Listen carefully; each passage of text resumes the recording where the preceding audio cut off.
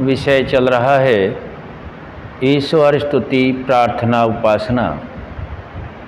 इस विषय को महर्षि दयानंद सरस्वती जी ने मानव मात्र के कल्याण के लिए, जो ऋषियों के मत के अनुकूल है, सभी के लिए ईश्वर स्तुति प्रार्थना उपासना के प्रकरण में जो मंत्र गिन चुन कर रखे हैं, उनमें मंत्र चल रहा है ओम अग्नेनाय सुपथाराय अस्मान् विश्वानि देव वयुनानि विद्वान् युयोध्यस्य मज्जुराण मेनो भूयिष्ठान् ते नमोक्तिं विधेम। इस मंत्र के भावार्थ को हम समझने का प्रयास करते हैं, क्योंकि ऋषियों का यही मत है, मंत्र का जप करें और मंत्र का अर्थ को जानें और अर्थ के प्रति भावना अर्थात उस अर्थ का प्रयोग करें, तब वह क्रियाशील होता है।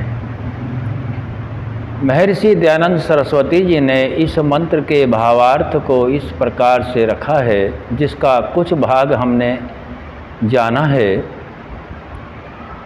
हे स्वयं प्रकाश ज्ञान स्वरूप, सब जगत के प्रकाश करने हारे सकल सुखदाता परमेश्वर, हे स्वयं प्रकाश जिसमें खुद का ही प्रकाश है, खुद प्रकाश से युक्त है, हे स्वयं प्रकाश परमपिता परमात्मा, आप सर्व विद्या युक्त हैं। कोई भी विद्या ऐसी नहीं जो आपके सामर्थ्य में नहीं है। यहाँ तक हमने इस मंत्र के अर्थ को जाना था, अब आगे जानने का प्रयास करते हैं। आगे कहा गया है सर्व विद्या युक्त हैं, कृपा करके हम लोगों को विज्ञान व राज्य आदि ऐश्वर्य की प्राप्ति के लिए अच्छे धर्मयुक्त आप्त लोगों के मार्ग से संपूर्ण प्रज्ञान व उत्तम कर्म प्राप्त कराइए। यहाँ ये कहा गया है कि हे परमपिता परमात्मा, आप सर्व विद्या युक्त हैं, हम लोग भी विद्वानों के मार्ग पर चलकर विद्वान होवें। हम सभी को कृपा करके, कृपा अर्थात हम सभी को उस मार्ग पर चलने की प्रेरणा विद्वानों के मार्ग से मिलती है, तभी हम कृपा के पात्र बनते हैं। विज्ञान वैराग्य आदि ऐश्वर्य की प्राप्ति के लिए, विज्ञान जिस विज्ञान से भौतिक ऐश्वर्य आदि सभी सुख सुविधाओं का हम आनंद लेते हैं, और राज्य मनमाने तरीके से कोई राज्य नहीं, धर्मानुकूल राज्य होता है। राज्य आदि ऐश्वर्य की प्राप्ति के लिए सभी ऐश्वर्य हैं, क्योंकि विद्या और विज्ञान, तर्क और प्रमाण सभी धर्मानुकूल चलने से सदा उस राज्य की उन्नति होती है। ऐसे आप्त पुरुषों, जो आप्त पुरुष हैं, जो विद्वान, धार्मिक, निर्भीक, साहसी, पुरुषार्थी, योगी, विवेकी, चरित्रवान आत्माएं होती हैं, वह हमारे आप्त पुरुष हैं, क्योंकि आप्त पुरुषों के मार्ग से ही हमें ज्ञान प्राप्त होता है। आप्त पुरुषों के मार्ग से संपूर्ण प्रज्ञान और उत्तम कर्म प्राप्त कराइए। राज्य आदि ऐश्वर्य की प्राप्ति करें, क्योंकि यही विद्वान लोग अपने आप को योग, तप, साधना, तप, त्याग, संयम आदि सभी अपने ज्ञानपूर्वक कर्म को करने से, योगाभ्यास करने से, जैसे ईश्वर प्राणिधान है, हम सभी उन्हीं के मार्ग पर चलते हैं, जो धर्मानुकूल इन रास्तों को अपनाते हैं, जो मुक्ति के साधन हैं। वह है तप, स्वाध्याय, ईश्वर प्राणिधान और अन्य बहुत से साधन हैं। जो इस मार्ग पर चलते हैं वे ही हमारे आप्त पुरुष हैं। आप्त पुरुषों के मार्ग से, जिस रास्ते से उन्होंने उन्नति की है उसी रास्ते से हमें चलना है।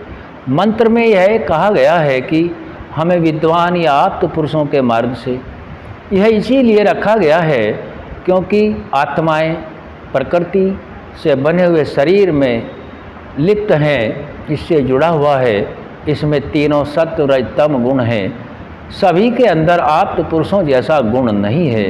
यदि आप्त पुरुषों की संख्या बढ़ जाती है तो धर्म की वृद्धि होती है, और यदि आप्त पुरुषों की संख्या कम हो जाती है, निकृष्ट व्यक्तियों की संख्या बढ़ जाती है, तो वहाँ निकृष्टता फैल जाती है और सुख के कारण नष्ट होने लगते हैं। मंत्र यही कह रहा है कि आप्त पुरुषों के मार्ग से राज्य और ऐश्वर्य आदि को प्राप्त कराइए और हमसे कुटिलतायुक्त पाप रूप कर्म को दूर कीजिए। जो कुटिलतायुक्त पाप रूप कर्म हम करते हैं, किन्हीं तमोगुण रजोगुण आदि के बढ़ने से, इन दोषों के आने से, अहंकार अविद्या क्रोध आदि के आने से जो बढ़ता है, उन सभी को दूर कर दीजिए। कुटिलतायुक्त पाप रूप कर्म को दूर कर दीजिए।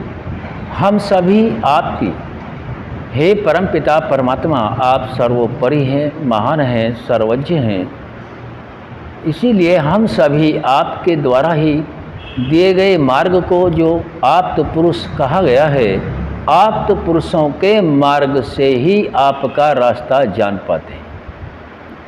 मंत्र बार बार यही कहता है कि मंत्र का अर्थ है विचार, और विचार हमें महान पुरुषों से मिलते हैं।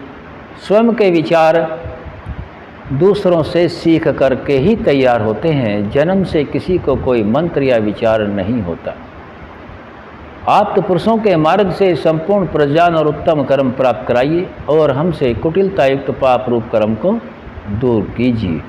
इस कारण हम लोग आपकी बहुत प्रकार की स्तुति नम्रता पूर्वक प्रशंसा सदा किया करें और सर्वदा आनंद में रहें। आनंद सभी को चाहिए, ऐसा कोई भी आत्मा नहीं है जो आनंद या सुख को नहीं चाहता। सभी चाहते हैं, भले ही उसका परिणाम दुखदायक हो, लेकिन करता वह सुख के लिए ही है। इस बात का ज्ञान तो हमें आप्त पुरुषों के मार्ग से ही हो सकता है कि कौन सा कर्म करने योग्य है और कौन सा कर्म करने योग्य नहीं है।